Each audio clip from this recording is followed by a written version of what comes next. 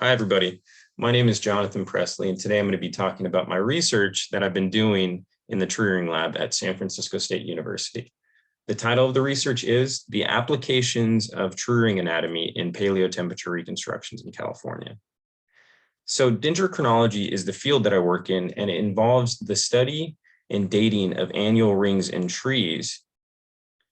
Trees are awesome. The annual environmental conditions experienced by the tree is stored in its annual rings and can be used to study climate data all over the world because trees are all over the world. This image in the background here is an example of a tree core that has been processed in our lab at San Francisco State University. And I just wanted to point out a few things. The light colored cells here are called early wood cells. And when they transition to these darker cell-walled cells, they're called late wood. And a group of each is equal to 1 year's growth in that tree. This is a video showing a tree core sample before it's been processed, and you can see the annual growth rings present even before it's been sanded down and processed. Further on down the line, when we sand these cores, you can start to see the variation in growth in a tree throughout its life. In the middle here, you could see this band of really thin rings. And what that usually means is the tree experienced some type of stress or limitation on growth during that year, whether that be minimal precipitation or unfavorable growing temps. And conversely, the wider rings are usually indicative of optimal growth conditions.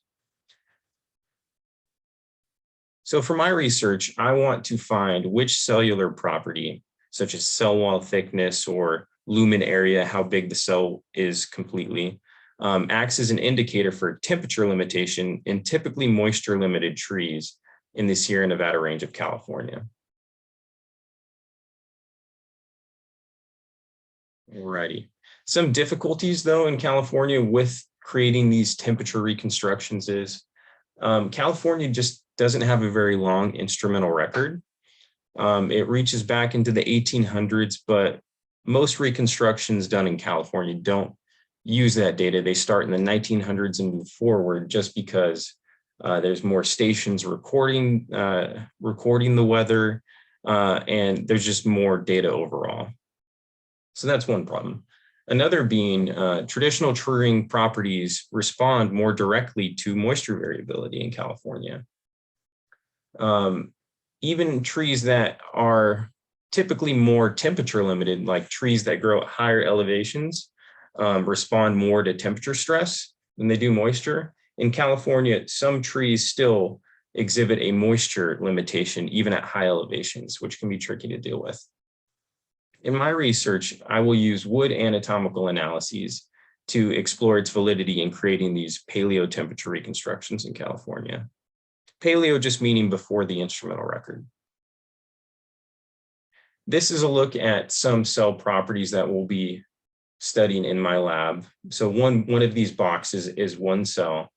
And an example of something that we're going to study, like a cell property, would be the cell wall area. So how much area the cell wall takes up in this cell, or lumen area in the cell. And we'll be using that to correlate with temperature through our instrumental records and see which cell property is responding most to temperature. And then we'll be able to use that in creating these long paleotemperature reconstructions. Cross-dating is a technique used to create these long chronologies or timelines. And this is just a cartoon image showing that.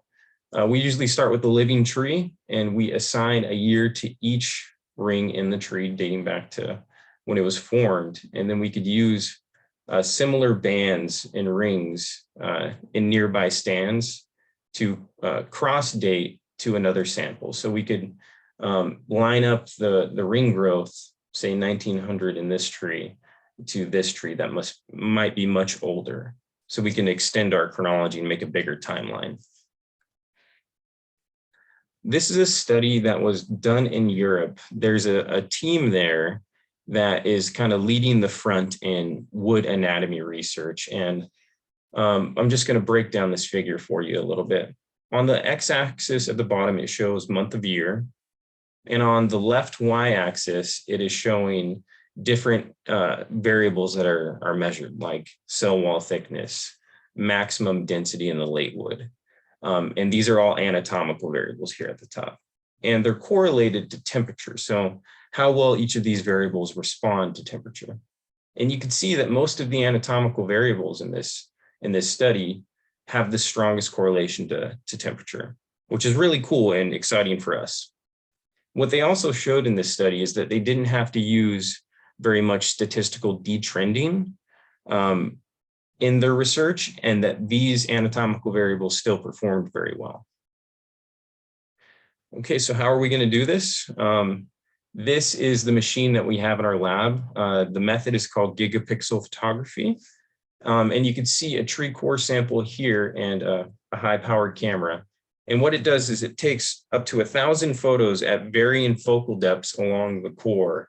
And then we stack them and stitch them together to create a photo mosaic, which is basically one image that's in complete focus of the entire core. To give an example, this is a photo of a tree core sample that is sanded and imaged at like traditional dendrological methods. This is where they would stop. And this image is what our lab produces with much higher sanding, up to 3,000 grit. So it's pretty much polishing. And you can just see the resolution in the image, like the crisp, clear boundaries in cells. So this will allow us to analyze these cell properties much more accurately. And this is the main star. This is a Western juniper, or Juniperus occidentalis. It's a very long-lived and drought-tolerant species here in California. And some of these trees could live up to 3,000 years, which is exciting for us because that's a lot of environmental data. These are just study sites where I'm going to be taking samples from Western junipers and bring it back to our lab. All the stars indicate places that I have permits to currently. And my final research question is there an elevational threshold present where trees shift from being moisture limited, say at low elevations, to temperature limited at higher elevations? And if so, how much of an effect does topography impact this? Like which direction a slope is facing that they're growing on? I'm very excited to be doing this research here at San Francisco State University.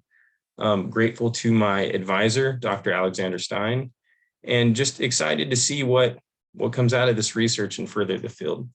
So thank you for your consideration and time, and have a good day.